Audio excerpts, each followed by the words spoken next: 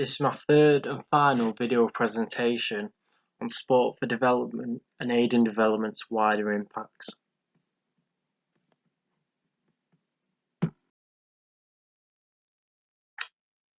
And so to start off with, it's important to be educated on forms of colonialism that exist in the modern world. Referred to as neocolonialism, this comes about through exploitation of countries from the global south, often referred to as third world countries, by global north countries with influence and power, as Thur in 1999 explained.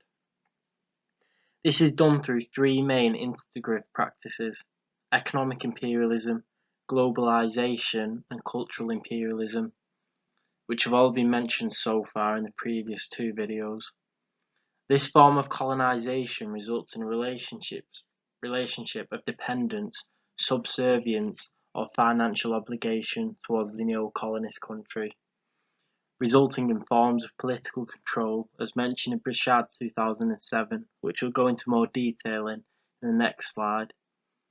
This dependency on the neo-colonist nation is reflected in transcontinental corporations' investments in global south countries, and the argument they're doing more bad than good, causing unstable development.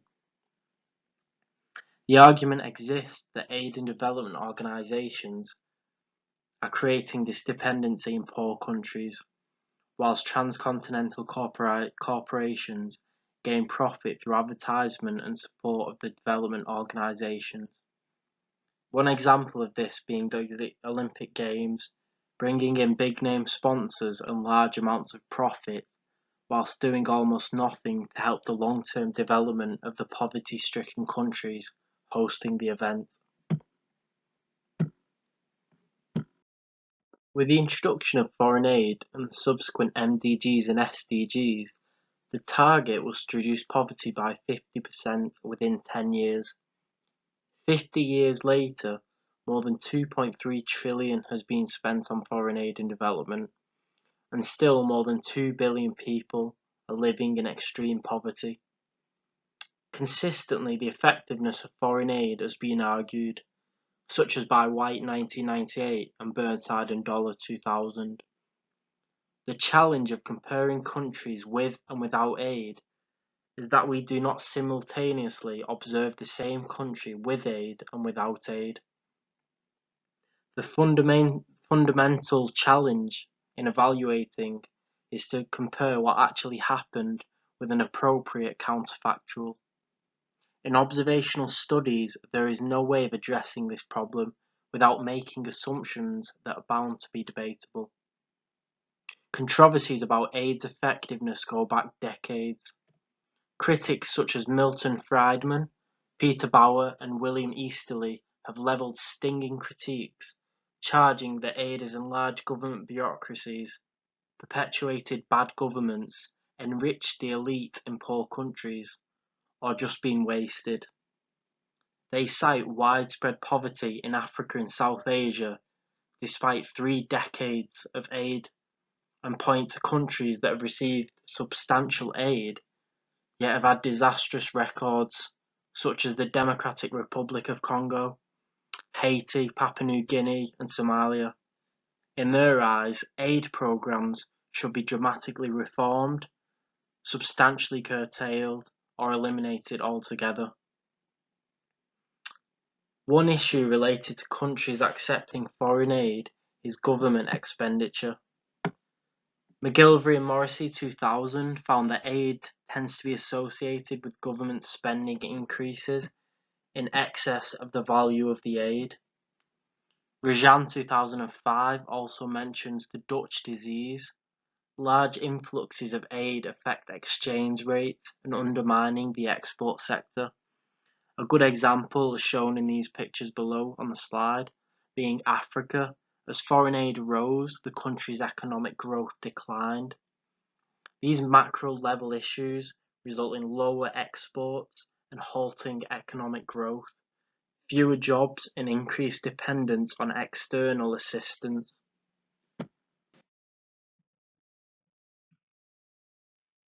And so where there is dependence on external aid, there also becomes dependence on external political powers, opening the doors to neo-colonist regimes.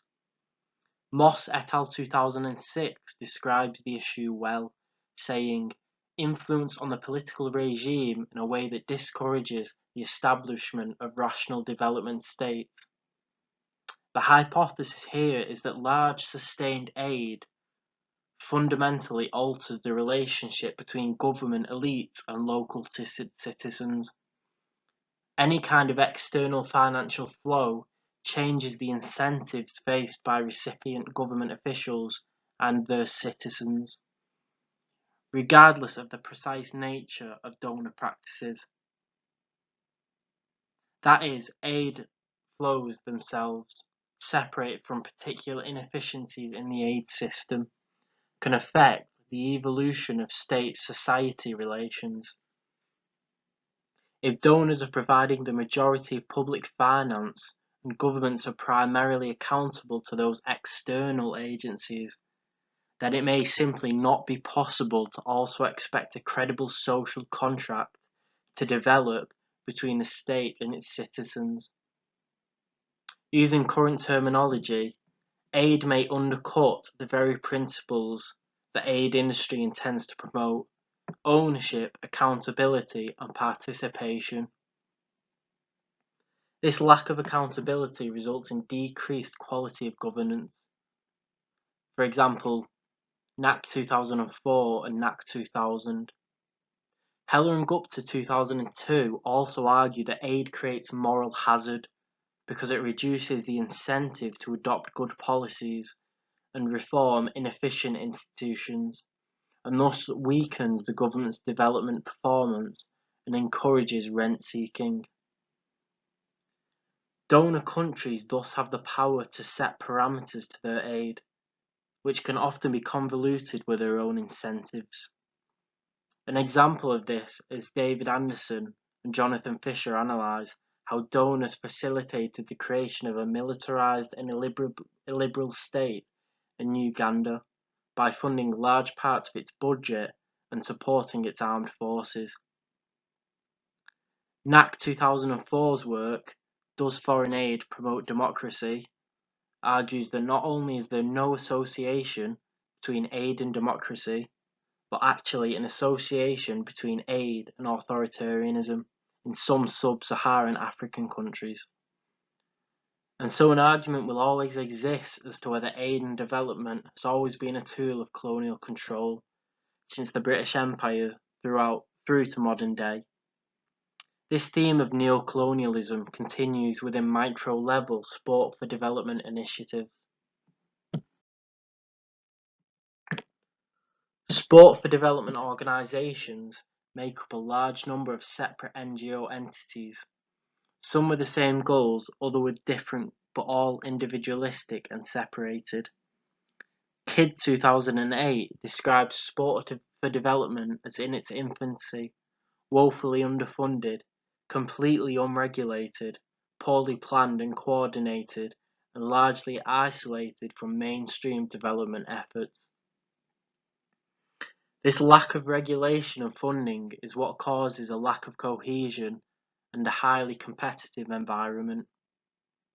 And therefore, as Pisani 2008 argues, it's highly debatable whether such a disparate set of initiatives and interest groups competing with each other for political influence and limited financial resources could be regulated or coordinated in any meaningful way. A good example being a 2006 conference at the University of Zambia. The president announced physical education with preventative education on HIV and AIDS be made mandatory.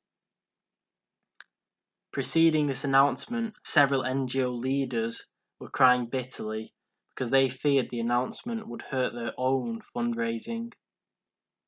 These various non-accountable NGOs have been criticised, described as forms of neo-colonialism, and as Darnell 2007 questions, the nature and extent of dialogue between donors and recipients, the extent to which empowerment is a clear goal, and the precise nature and meaning of cross-cultural cooperation between donor and recipients, which brings us on to the next point. As sport for development has increased in popularity, so has scholar reviewing and critiquing its methodology, such that an array of new information into its drawbacks and limitations has come to light. Although sport-based development initiatives typically frame their objectives and outcomes as mutually beneficial for marginalised individuals and the society at large, for example Kay and Bradbury 2009 and Sparge 2009, rather than incite social change and structural transformation, instead Hartman et al. 2011 states the emphasis is on sport's ability to re-socialise and recalibrate youth and young people, and which in turn serves to maintain power and hierarchy, cultural hegemony, and the institutionalisation of poverty and privilege, and in other words, reproductive development. Samoa and Kwak have seen how sport-based development programs serve to impose Western visions of health, education, and social development in Pacific Island communities.